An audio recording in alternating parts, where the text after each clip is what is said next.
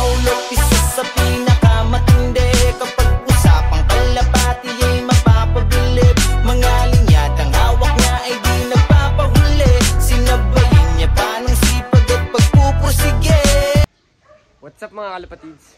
For today's video nga is mag-upgrade na tayo ng loft. At yan sinisimula ng mga kalapatids, kaya mas maging lalaki na to kasi magiging doble ito mga kalapatids tas nakataas.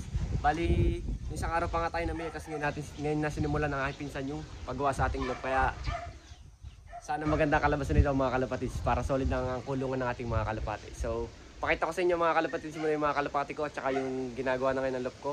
Let's go mga kalapatids. Bye! Bali yan nga mga kalapatids, kung mapansin nyo naman is nilipat na natin itong luma nating loft. Pero ito is gigibayin na natin kasi sobrang sikip dito pag nailagay na yung ginagawa doon. Bali, yan nga mga kalapatids.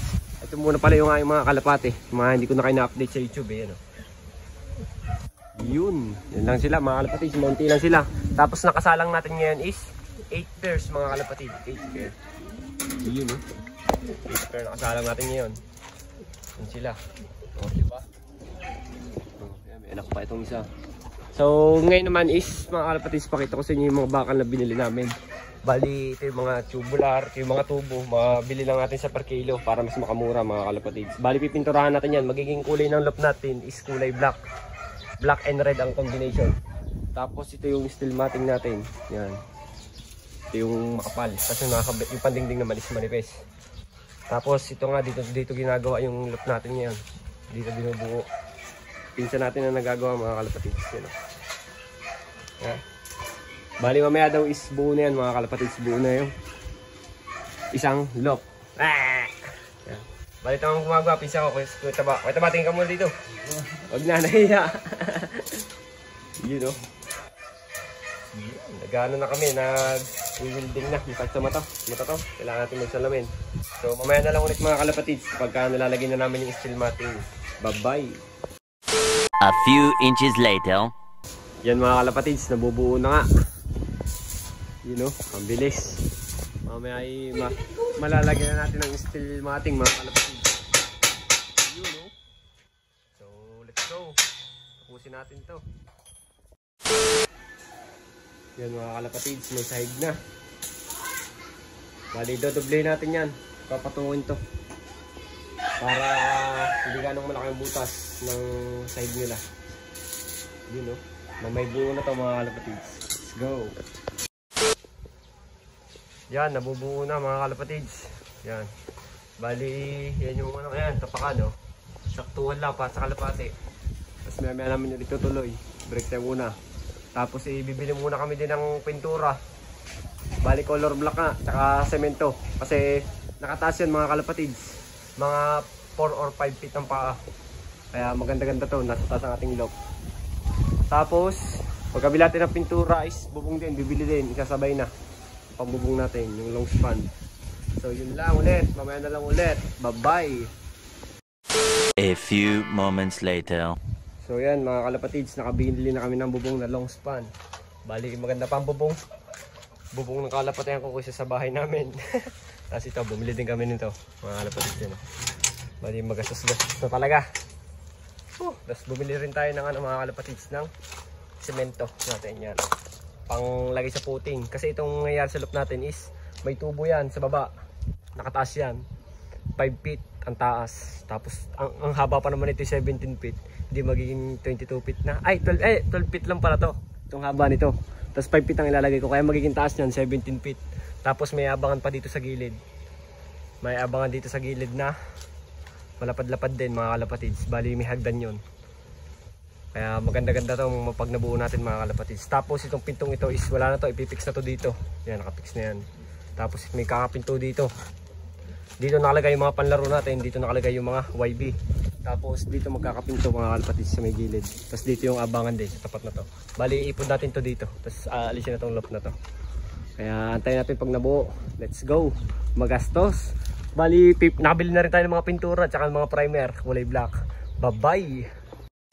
A few moments later. So yan nga mga kalapatids, at natapos na. Bali, ito nga ididikit dun sa loop nating luma. Ididikit to. Tapos may pinto din dito. Tapos dun sa kabilang dulo na yung lumang loop nila, may pinto din yun. Bali yan is hindi yan ganyan kababa mga kalapatids ha. Itataas nga yan. Tapos nakabili tayo ng bubong. So, napakaganda na. Paanohan natin yan ng primer.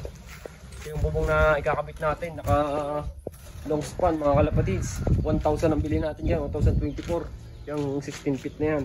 Tapos yan yung ating mga iba pang gamit. Bali yung mga tubong yan. Yan yung magiging paan ng ating loft. Kaya magiging mataas siya. Tapos may abangan nga tayo sa taas mga kalapatids. Bali update nga mga pala tayo mga kalapatids na nagpasuksok sa akin. Bali magigiba na nga to. Yun gawa ng bagyo yan. Magigiba na yan mga kalapatids. Ito yung anak ni Mokang. Yun medyo madilim na. Di ba focus yun Tapos yan may itlog na tong kay balong na breeder. Tapos ito mga kalapatids Johnson. Yun hindi natin mapokus mga kalapatids kasi padilim na. Tapos meron pa din tayo dito ng dalawang ibon na natitira. Yan, magkapares na sila. Kakatsakahin mga kalapatids. Saka nga pala ito mga kalapatids sa mga nagtatanong kung nasan yung tatay ni Super YB yan. Ang tatay ni Super YB yan Bali ito naman yung isa nating ibon na HSDC. Naka-NDR natin dati yan. Kasabayan niya ni Diwata. Kaso nga lang is yan is nawala. Naglolo ko yan kung saan pumupunta. Kaya ang ginawa na lang natin is breeder. Bali galing kay Idol HSDC yan. Bali sa atin lang hindi pinalad ang lipad niyan. Kasi yung kapatid niyan kay Idol HSDC is nagklak ng kalbayog Samar. Kaya nakabreed na sila ngayon. Bali malapit na itong mag-itlog. May paso na sila ready Kaya abangan natin yung magiging anak ng mga yan. Susuksukan natin ng NDR ring mga kalapatids. At sana makauwi pa si Super YB kasi hindi na nga siya nakauwi. Tapos ito nga yung mga panglaro natin sa South. Bali nagtos na nga tayo ng isang araw mga kalapatids. Bali may parating na naman natambag yun. Lakas ng hangin Si Mokang nakaligaw siya. Pero huliin ko yan mga kalapatids. Madali ang huliin yan. Kasi ito yung mga ibon natin. Yung mga pang South natin nilalaro.